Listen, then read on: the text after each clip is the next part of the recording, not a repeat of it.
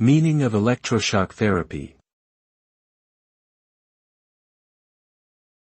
Electroshock therapy. Electroshock therapy.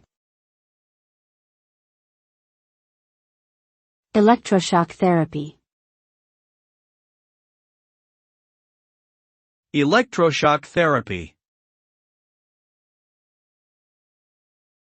Electroconvulsive therapy, ECT, commonly known as electroshock therapy, is a medical treatment that involves passing small electric currents through the brain to induce a brief seizure.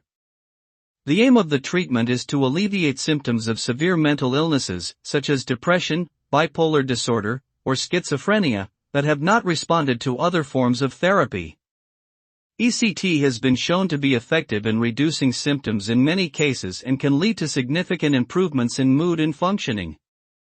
However, it is also associated with potential risks and side effects, and should only be administered under close medical supervision.